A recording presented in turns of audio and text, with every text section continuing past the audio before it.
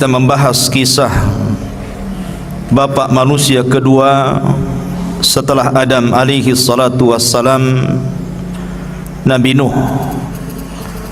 Nabi Nuh alaihi salatu wassalam dianggap bapak manusia kedua karena manusia seluruhnya, termasuk kita yang hadir di sini, adalah semuanya keturunan putra Nuh alaihi salatu wassalam. Dan ketika Allah subhanahu wa ta'ala selamatkan Nabi Nuh dan para pengikutnya yang ada dalam kapal tersebut, kemudian Allah subhanahu wa ta'ala berikan nikmat yang luar biasa kepada anak turunannya, di mana Allah subhanahu wa ta'ala memberikan keturunan generasi baik kepada Syam, Ham ataupun Yafis, dan ketika itu mereka berada di atas tauhid.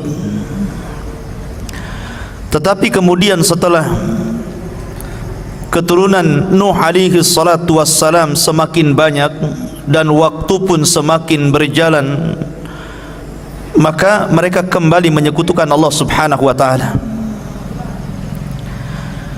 Allah subhanahu wa ta'ala menjelaskan tentang satu kaum dari keturunan Iram yang sampai kepada Nuh alaihi salatu wassalam, di mana kaum ini Allah tidak pernah ciptakan sebelumnya. Bagaimana kekuatannya, kehebatannya, belum pernah Allah ciptakan kecuali kaum ini saja. Dan itu tadi dikutip oleh imam kita dalam salat subuh, alam tara kaifa fa'ala rabbuka bi'ad irama dhatil imad allati lam yukhlaq mithluha fil bilad. Bagaimana Allah subhanahu wa ta'ala telah melakukan ataupun berbuat sesuatu kepada kaum Ad, di mana Ad adalah keturunan Iram, dan kaum ini lam yukhlaq mithluha fil bilad, belum pernah Allah ciptakan seperti kaum ini kepada manusia baik sebelum atau sesudahnya. Luar biasa Allah berikan kekuatan kepada mereka. Di antara kekuatan mereka yang ditunjukkan dalam Al-Quran adalah mereka mampu membuat rumah-rumah di atas gunung batu. Itu digali oleh mereka, diukir, dilobangi, jadi rumah. Sebenarnya tidak ada faedahnya, tetapi mereka ingin menunjukkan kekuatan mereka yang belum ada sebelumnya. Dari situlah mereka sombong dan mereka menyembah berhala.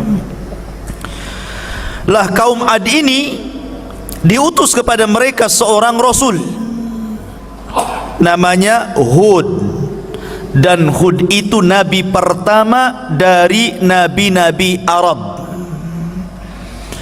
karena seluruh nabi selain Arab itu banyak, tapi nabi-nabi Arab cuma 4 saja. Dimulai daripada Hud, kemudian setelah Hud nanti kita kisahkan kisah Nabi Saleh, kemudian setelah Saleh kita kisahkan Syuaib, dan Rasul kita Muhammad sallallahu alaihi wasallam. Ini disebut nabi-nabi Arab, selainnya bukan Arab.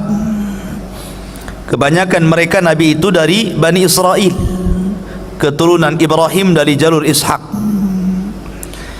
Tetapi nabi-nabi Arab ini hanya 4 ini saja, karena mereka diutus di Arab.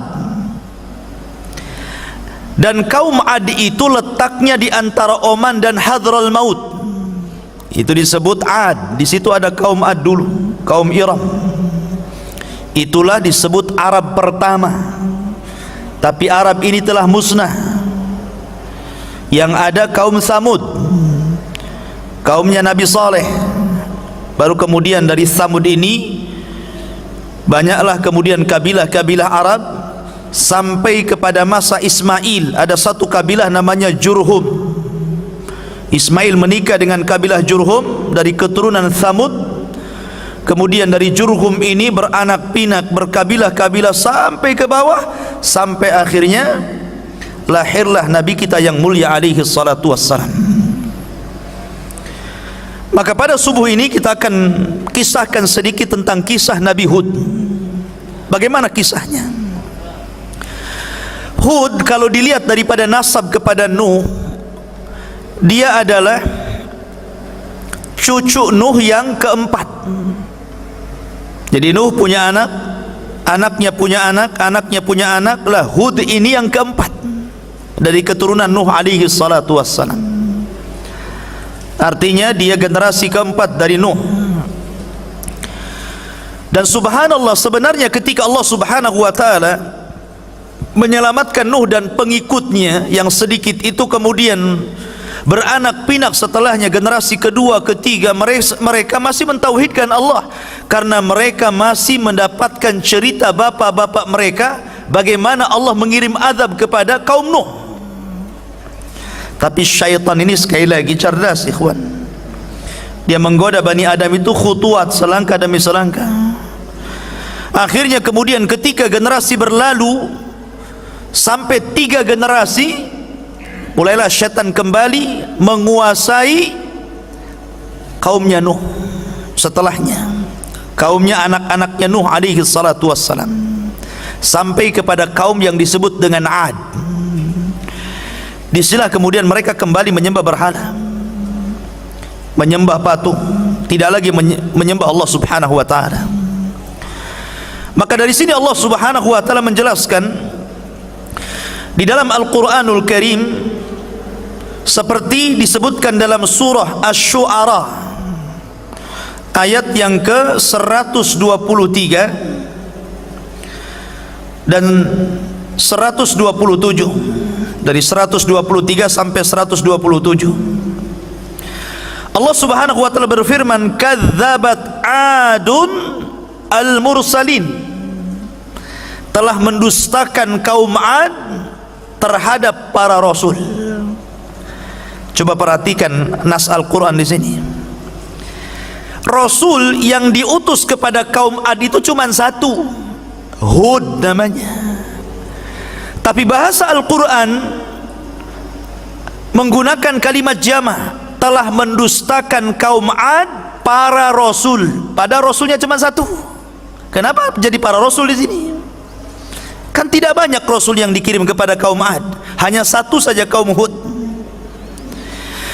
Bahasa Al-Quran ketika mengatakan bahwa kaum Ad telah mendustakan para rasul, karena siapapun di antara manusia yang mendustakan satu utusan Allah, berarti dia telah mendustakan seluruh utusan Allah. Sama dengan bahasa, siapa yang mendustakan satu ayat dalam Al-Quran, berarti sama dengan mendustakan seluruh Al-Quran. Itulah bahasa Quran seperti itu ya. Kemudian Allah mengatakan, idh qala lahum akhuhum, ketika Nabi mereka Hud berkata kepada kaumnya Ad, ala tattaqun, kenapa kalian tidak takut kepada Allah? Kenapa kalian tidak takut kepada Allah? Inni lakum rasulun amin, saya ini hanya sekedar utusan Allah yang menyampaikan amanah Allah, itu saja. Fattaqullaha wa ati'un, maka bertakwalah dan taati perintahku. Wa ma as'alukum alaihi min ajrin in ajriya illa ala rabbil alamin, saya tidak minta upah kepada kalian, karena saya hanya meminta upah kepada Allah subhanahu wa ta'ala. Seluruh para nabi, ikhwan, mereka mendakwahkan dakwah tauhid, termasuk Hud alaihi salatu wassalam. Tapi lihat jawabannya, jawaban kaum Hud yang disebutkan dalam surah Hud itu sendiri, sampai diabadikan namanya ya, seperti Nuh dijadikan nama surat, Hud juga dijadikan nama surat dalam Al-Quran, karena dia nabi pertama dari nabi-nabi Arab. Masalahnya kalau Nuh disebutkan nama surat karena dia rasul pertama, supaya orang tahu kenapa Nuh dijadikan nama surat, sementara banyak rasul dan nabi tidak dijadikan nama surat. Karena Nuh itu rasul pertama, sebagaimana Hud adalah nabi pertama dari nabi-nabi Arab. Ma'asyiral muslimin, mereka mengatakan dalam surah Hud, qalu ya Hud ma ji'tana bi bayyinatin wa ma nahnu bitariki alihatina an qaulika wa ma nahnu laka bimu'minin. Lihat, mereka mengatakan, wahai Hud, apa yang kau datangkan kepada kami ini, kami tidak melihat ada bukti bahwa engkau seorang rasul, seorang nabi. Bahkan kami tidak akan pernah meninggalkan Tuhan-Tuhan kami gara-gara ucapanmu, dan kami tidak akan beriman selamanya. Nih penyimpangannya di sini. Pertama, tidak percaya dengan utusan Allah. Yang kedua, tidak mau meninggalkan Tuhan-Tuhan mereka. Dan yang ketiga, mereka tidak mau beriman kepada apapun yang dibawa seorang rasul kepada mereka. Inad, ikhwan, takabur, sombong. Bahkan lebih parah lagi, mereka mengatakan, inna qula illa taraka ba'du alihatina bisu'in. Sesungguhnya yang kami katakan, wahai Hud, kecuali engkau akan mengalami kesialan dari ucapanmu yang datang dari Tuhan-Tuhan kami. Yakin dia dengan Tuhannya tuh, ya kan? Sangat yakin kalau engkau terus menyuruh kami meninggalkan Tuhan-Tuhan kami, hati-hati ucapanmu, kau akan kewalat, bahasanya seperti itu. Tuhan-Tuhan kami bisa membuat engkau celaka. Rupanya pemahaman tatoyur itu sudah ada sejak zaman Hud sampai hari ini, ya kan? Pemahaman tatoyur artinya menganggap sial atau menganggap sesuatu itu mendatangkan manfaat karena sebuah benda. Mereka menganggap seperti itu. Di zaman Nabi SAW tatoyur ada. Jadi orang-orang jahiliyah itu kalau mereka dagang, kalau nggak ke arah Yaman, kemana? Ke Syam. Rihlatas sita'i was saif, ke Yaman dan ke Syam. Jadi kalau mereka hendak menuju Syam, maka mereka akan mengambil burung merpati, kemudian diterbangkan. Kalau terbangnya ke arah yang hendak dituju untuk berniaga, berangkat dia. Kenapa? Karena dianggap bahwa burung itu membawa keberuntungan. Tapi kalau dia berangkat ke Yaman, tahu-tahu terbangnya malah ke Syam, gak jadi itu. Kenapa? Ini tidak hoki ini. Di zaman Rasul, di zaman jahiliyah pakai burung. Tapi di zaman sekarang berkembang. Bukan pakai burung saja ya, pakai ikan lohan, pakai burung perkutut, ya kan? Pakai burung beo tengah malam, burung hantu, macam-macam burung. Nah ini kan masalah, ikhwan. Bukan hanya burung, bukan hanya ikannya, sampai ke angka ada yang sial.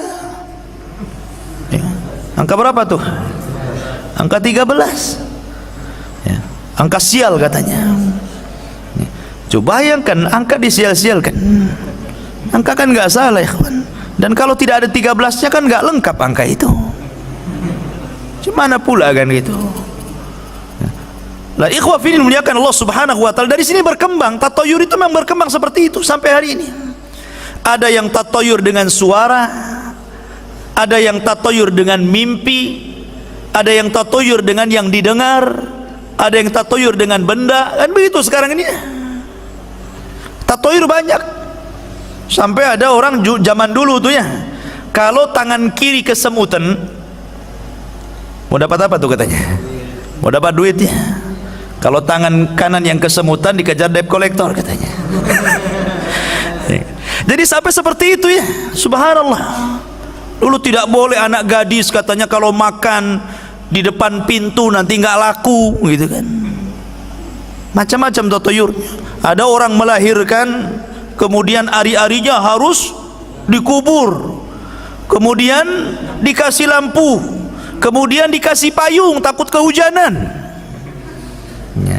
Kalau asal buang itu katanya akan gentayangan, ganggu adeknya.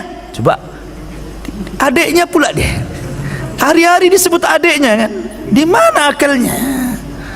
Ya kan?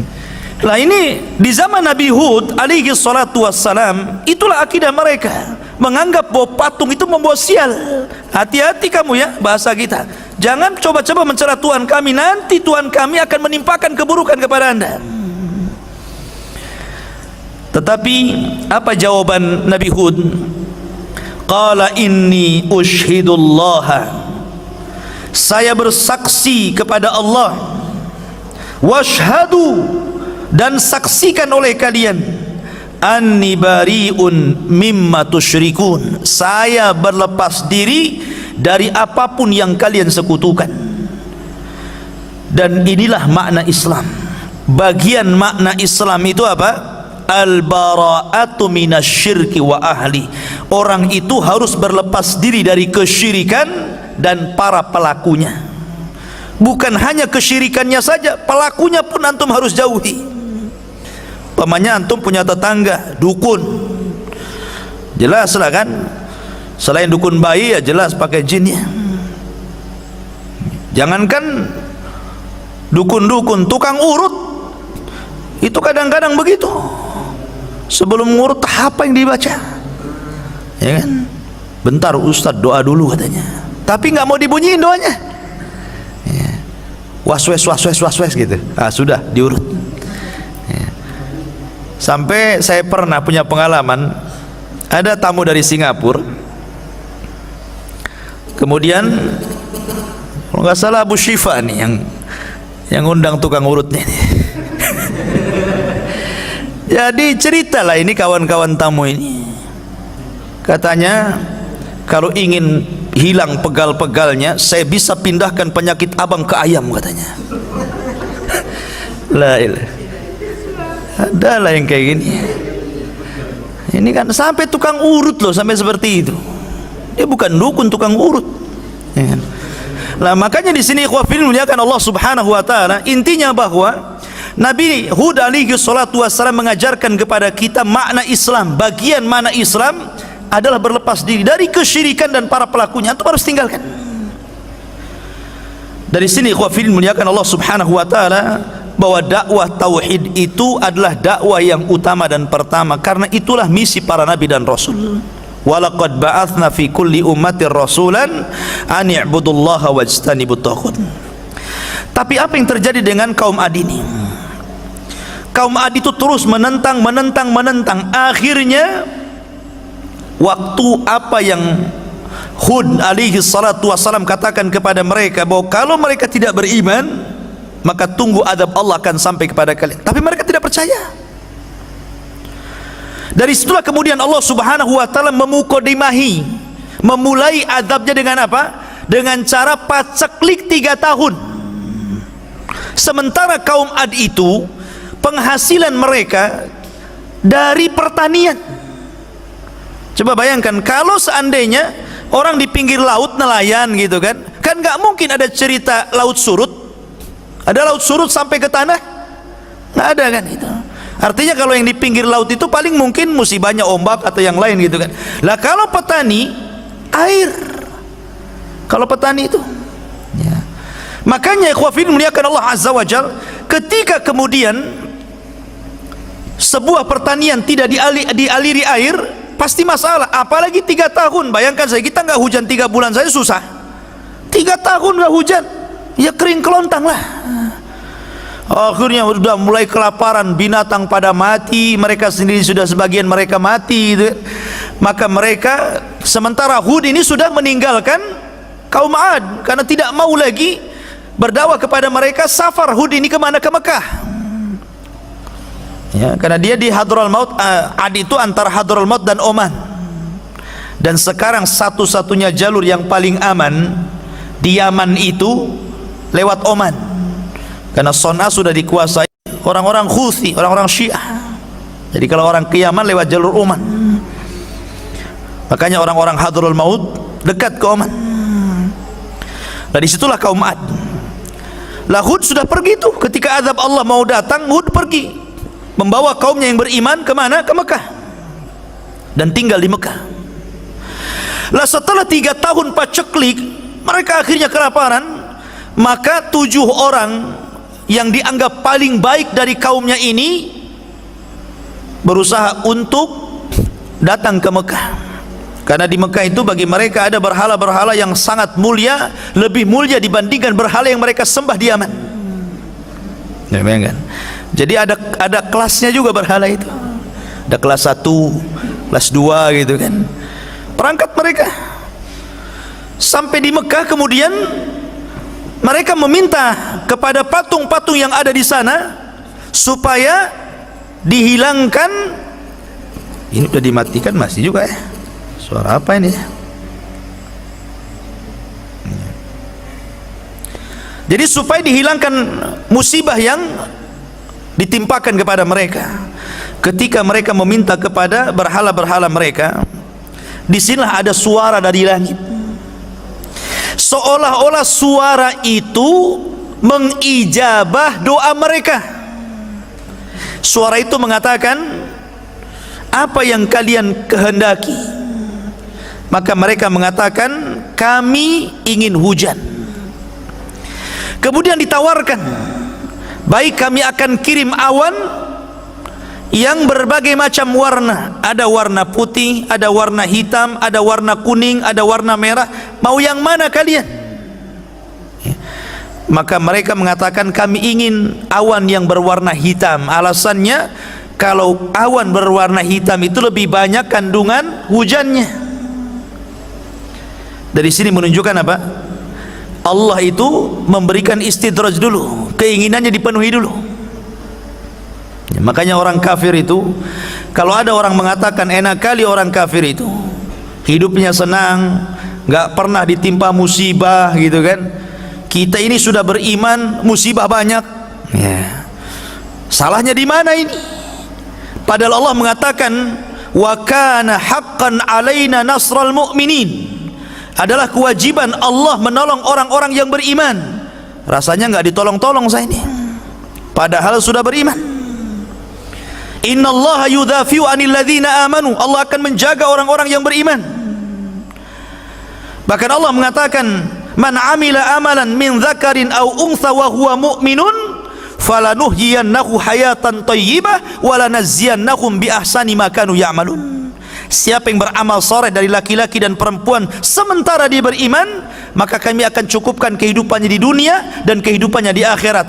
Ustadz, kami ini sudah beriman, agama kami Islam, tapi nggak pernah dicukup-cukupkan tuh hidupnya. Orang kafir kok enak kali hidupnya. Antum harus paham istilah istidraj. Istidraj itu Allah sengaja membiarkan orang itu di atas kenikmatan sampai kepada waktunya Allah akan azab orang itu. Itu nama istidraj ya. Begitu juga dukun. Kalau jadi dukun meramal kok benar terus, itu istidraj artinya ya, karena tidak semua dukun juga benar ramalannya kan. Mungkin yang benar 1, yang 99 itu dusta. Nah, ini istidraj. Di sini ada pelajaran istidraj. Akhirnya kemudian dikirimlah, ya sudah kalian pergi ke Yaman, nanti awan ini akan kukirim kepada kalian. Oh, senang mereka, senang. Sampai di Yaman, di Ad, mereka kemudian memberitahu bahwa berhala-berhalanya akan mengabulkan permintaan mereka. Datanglah awan, jalan tuh, semua orang keluar. Coba bayangkan, semua orang keluar. Mereka tidak tahu bahwa awan hitam itu dikirim oleh Allah untuk mengadab mereka. Mereka sangka awan itu untuk membawa berkah, keluar semuanya. Tapi ada seorang wanita tua yang paham, ini gelagatnya beda ini bukan hujan nampaknya. Akhirnya Allah subhanahu wa ta'ala betul-betul kirimkan adabnya. Rupanya awan itu membawa angin yang sangat dahsyat sekali dan pekikan yang luar biasa. Sampai-sampai Allah mengatakan sorsor. Sorsor itu angin di dalamnya ada pekikan pekikan yang bisa memutuskan gendang telinga manusia. Jadi dikirim angin yang sangat dingin sekali masuk ke dalam badan, kemudian telinganya hancur. Itu permulaan tuh. Ya. Kemudian setelah itu mereka diangkat oleh angin ke langit, nggak turun-turun. Sab'a layalin wa thamaniyata ayyam. Berapa hari di langit itu? Sab'a layal, 7 hari ngapung di langit. Ya. Dan 8 hari, 7 malam, 8 hari diputar-putar sama angin di langit itu. Coba bayangkan tuh, diangkat, tidak ada satu jiwa pun, anak-anak, orang tua, laki-laki, ngapung semua ke atas. Kemudian setelah 7 malam 8 hari, maka Allah subhanahu wa ta'ala kemudian timpakan ke bumi seperti tunggul-tunggul kurma dalam bahasa Quran, a'jazi nakhlin khawiyah, seperti tunggul kurma. Antum kalau pohon kelapa itu ya dijatuhkan dan jatuhnya lurus, nancap di bumi itu. Ini kepala di bawah, kaki di atas, kemudian dilesatkan dari langit dan nancap tuh kepalanya di situ, jadi paku. Lihat ngeri ini azabnya kaum Ad ini, dan tidak disisakan satu jiwa pun. Makanya Nabi SAW ketika mengisyaratkan orang-orang Khawarij, apa kata Rasul? La in adraktuhum la aqtulannahum qatla adin. Kalau kudapati mereka orang-orang Khawarij, maka kumusnahkan sebagaimana Allah musnahkan kaum Ad. Tidak ada satu jiwa yang disisakan Allah. Hud, ya kan? Maka Hud kemudian selamat dari azab, kemudian diselamatkan kaumnya, dan begitulah Allah subhanahu wa ta'ala mengakhiri akibat orang-orang yang kufur dan akibat orang-orang yang beriman. Subhanakallah bihamdika, asyhadu an la ilaha illa anta astaghfiruka wa atubu ilaik. Allah ta'ala. Assalamualaikum.